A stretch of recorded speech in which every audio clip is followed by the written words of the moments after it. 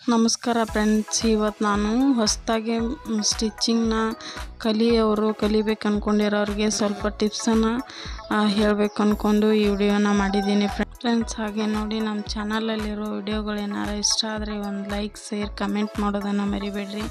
ಹಾಗೆ ನಮ್ಮ ಚಾನಲ್ನ ಸಬ್ಸ್ಕ್ರೈಬ್ ಮಾಡೋದನ್ನು ಪ್ಲೀಸ್ ದಯವಿಟ್ಟು ಮರಿಬೇಡಿ. ಪ್ಲೀಸ್ ನಮ್ಮ ಚಾನಲ್ನ ಸಬ್ಸ್ಕ್ರೈಬ್ ಮಾಡ್ಕೊಂಡು ನೋಡಿ ಫ್ರೆಂಡ್ಸ್. ಇಲ್ಲಿ ನೋಡಿ ಫ್ರೆಂಡ್ಸ್, ಇಲ್ಲಿ ನಾನು ಹೇಳೋ ಮೊದಲೇ ಟಿಪ್ಸು. ಇಲ್ಲಿ ನಾನು ಈ ಥರ ಬಟ್ಟೆ ಮೇಲೆ ಮಾರ್ಕಿಂಗ್ನ ಕಟ್ಟಿಂಗ್ನ ಮಾಡ್ಕೊಂಡಿದ್ದೀನಿ. ಈ ಥರ ಮಾಡ್ಕೋಬೇಡಿ ಫ್ರೆಂಡ್ಸ್. ಇಲ್ಲಿ ಈ ಥರ ನೀವು ಬಟ್ಟೆ ಮೇಲೆ ಮೊದಲಿಗೆ ಹೊಸದಾಗಿ ಕಲಿಯೋರು ಈ ಥರ ಬಟ್ಟೆ ಮೇಲೆ ಮಾರ್ಕಿಂಗು ಕಟ್ಟಿಂಗ್ ಮಾಡ್ಕೊಂಡ್ಬಿಟ್ರೆ ಆವಾಗ ಬಟ್ಟೆ ಹಾಳಾಗೋದು ಚಾನ್ಸಸ್ ಜಾಸ್ತಿ ಇರುತ್ತೆ ಫ್ರೆಂಡ್ಸ್. ಯಾಕಂದರೆ ನೀವು ಹೆಚ್ಚು ಕಮ್ಮಿ ಅಳತೆಯನ್ನು ಹಾಕ್ಕೊಂಡ್ಬಿಟ್ರೆ ಆವಾಗ ಚೇಂಜ್ ಮಾಡಿ ಬೇರೆ ಕಟ್ ಮಾಡೋಕ್ಕಾಗಲ್ಲ. ಹಾಗಾಗಿ ನೀವು ಮೊದಲಿಗೆ ಇಲ್ಲಿ ಪೇಪರ್ ಮೇಲೆ ಕಟ್ಟಿಂಗ್ ಮಾಡ್ಕೋಬೇಕು ಫ್ರೆಂಡ್ಸ್. ಇಲ್ಲಿ ಎರಡನೇ ಟಿಪ್ಸ್ ಇದು.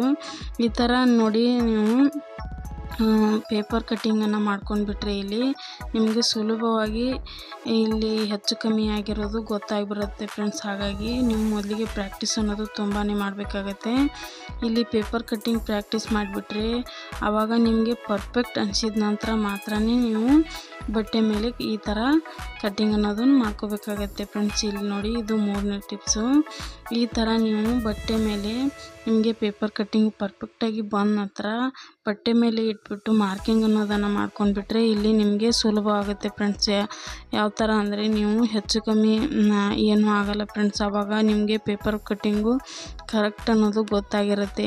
ನೀವು ಪ್ರಾಕ್ಟೀಸ್ ಅನ್ನೋದು ಇಲ್ಲಿ ಜಾಸ್ತಿ ಮಾಡಬೇಕಾಗತ್ತೆ ಫ್ರೆಂಡ್ಸ್. ಹಾಗಾಗಿ ನಾನು ಹೇಳ್ತಿರೋದು, ಅವಾಗ ಮೊದಲಿಗೆ ಕಲಿಬೇಕಾದ್ರೆ ನಾವು ನೀಟಾಗಿ ಪರ್ಫೆಕ್ಟಾಗಿ ಕಟ್ಟಿಂಗ್ ಅನ್ನೋದನ್ನು ಕಲ್ತ್ಬಿಟ್ರೆ ಆಮೇಲೆ ನಮಗೆ ಯಾವುದೇ ಥರ ಕಷ್ಟ ಬರಲ್ಲ ಫ್ರೆಂಡ್ಸ್. ಹಾಗಾಗಿ ಹೇಳ್ತಿದ್ದೀನಿ. ಇಲ್ಲಿ ನೋಡಿ ಫ್ರೆಂಡ್ಸ್, ಇವಾಗ ಇಲ್ಲಿ ಯಾವ ಥರ ನಾವು ಬಟ್ಟೆನ ಈಗ ಬ್ಲೌಸನ್ನು ಅಳತೆ ಕೊಟ್ಬಿಟ್ರೆ ನಾವು ಯಾವ ಥರ ತೊಗೋಬೇಕು ಅನ್ನೋದು ಮೊದಲಿಗೆ ಇದು ಮುಖ್ಯವಾಗಿ ಗೊತ್ತಿರಬೇಕು ಫ್ರೆಂಡ್ಸ್.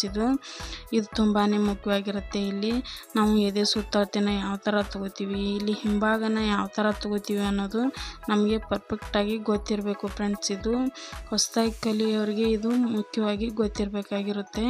ಹಾಗಾಗಿ ಈ ವಿಡಿಯೋದಲ್ಲಿ ಹೇಳ್ತಿದ್ದೀನಿ ಫ್ರೆಂಡ್ಸ್. ಇಲ್ಲಿ ಹಾಗೆ ಫ್ರೆಂಡ್ಸ್, ಇಲ್ಲಿ ನಾವು ಮೊದಲಿಗೆ ಇದ್ರ ಜೊತೆಗೆ ಇನ್ನೊಂದು ಕಲಿಬೇಕಾಗುತ್ತೆ ಫ್ರೆಂಡ್ಸ್. ಇಲ್ಲಿ ನಮಗೆ ಬಟ್ಟೆ ಅಳತೆಗೋಸ್ಕರ ನಮಗೆ ಬ್ಲೌಸನ್ನು ಕೊಡಲಿಲ್ಲ ಅಂದರೆ ಆವಾಗ ನಾವು ಬಾಡಿ ಮೆಜರ್ಮೆಂಟ್ನು ಕಲ್ತಿರ್ಬೇಕಾಗುತ್ತೆ ಫ್ರೆಂಡ್ಸ್. ಅದೂ ತುಂಬ ಮುಖ್ಯವಾಗಿರುತ್ತೆ.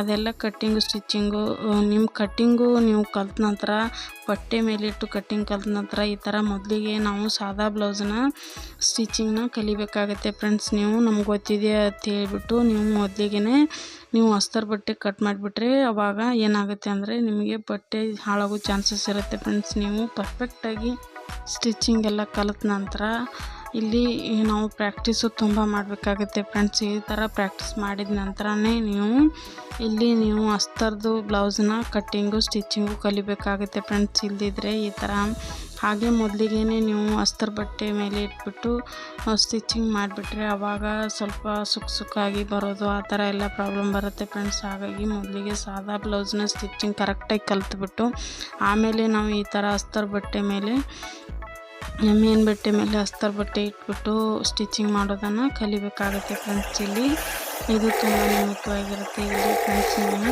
ಹಾಗೆ ನಮ್ಗೆ ಬರುತ್ತೆ ಅಂದ್ಬಿಟ್ಟು ಮೊದಲಿಗೆ ನೀವು ಅಸ್ತರ್ ಬಟ್ಟೆ ಕಟ್ ಮಾಡಿಬಿಟ್ಟು ಸ್ಟಿಚಿಂಗ್ ಏನಾರ ಮಾಡಿಬಿಟ್ರೆ ಆವಾಗ ಬಟ್ಟೆ ನೀಟಾಗಿ ಬರಲ್ಲ. ಹಾಗಾಗಿ ನಿಮಗೆ ಕಲಿಬೇಕು ಅನ್ನೋ ಇಂಟ್ರೆಸ್ಟ್ ಕಮ್ಮಿ ಆಗಿಬಿಡುತ್ತೆ. ಹಾಗೆ ಹೇಳ್ತಿದ್ದೀನಿ ಫ್ರೆಂಡ್ಸ್.